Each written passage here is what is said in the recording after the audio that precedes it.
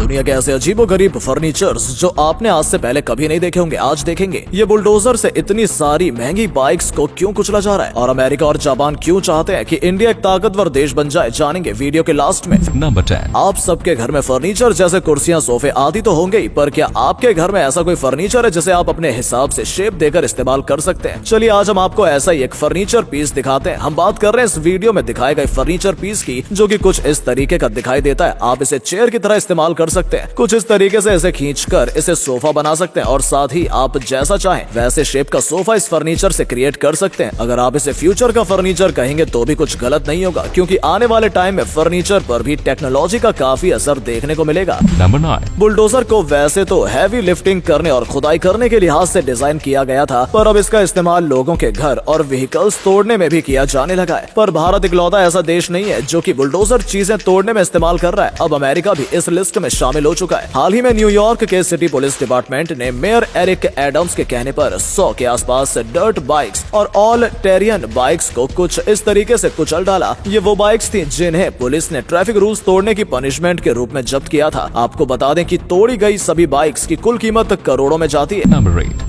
अयोध्या में राम मंदिर का काम जोर शोर से चल रहा है, पर क्या आप जानते हैं कि मंदिर की मूर्ति जिस पत्थर से बनेगी उसे दूसरे देश से लाया जा रहा है? पर आखिर क्यों? चलिए आज हम आपको बताते हैं। अयोध्या के राम मंदिर के किए भगवान राम और माता सीता की मूर्ति जिस पत्थर का इस्तेमाल करके बनाई जाएगी उसे नेपाल की गंडकी नदी से लाया जा रहा है। इस नदी को भारत के कई धार्मिक ग्रंथों में पवित्र माना गया है। महाभारत में भी इस नदी का जिक्र मिलता है। यहाँ तक कि जिस शालिग्राम को विष्णु भक्त पूजते हैं वो भी इसी नदी में मिलते हैं। नेपाल ने हाल ही में इन दो बड़ी चट्टानों को पूरे विधि विधान से पूजा के बाद भारत भेज दिया है, जिनसे जल्द ही मूर्ति बना ली जाएगी। नंबर 7। इंसानों द्वारा बनाई गई कई चीजें इतनी अनोखी होती हैं कि एक बार के लिए देखने वाले का दिमाग ही सन्न हो जाता है, और इसका परफेक्ट एग्जांपल है चाइना का ये ब्रिज। चाइना के चंगशा में मौजूद इस ब्रिज का नाम है लकी नॉट ब्रिज, जिसे एक बार देखने पर समझ ही नहीं आता कि ये कोई ब्रिज है या फिर कोई इल्यूजन। इस ब्रिज को 3 ब्रिजेस को मिलाकर बनाया गया है, जिसकी सबसे मजेदार बात है कि इसका न कोई एंड है और न ही कोई बिगिनिंग। इस ब्रिज को ड्रैगन किंग हार्बर रिवर के ऊपर बनाया गया है, जिसकी लंबाई 185 मीटर है। इस ब्रिज को अक्टूबर 2016 में बनाकर तैयार किया गया था, जिसे एम्स्टरडैम बेस्ड नेक्स्ट आर्किटेक्ट्स ने डिजाइन किया था। नंबर 6।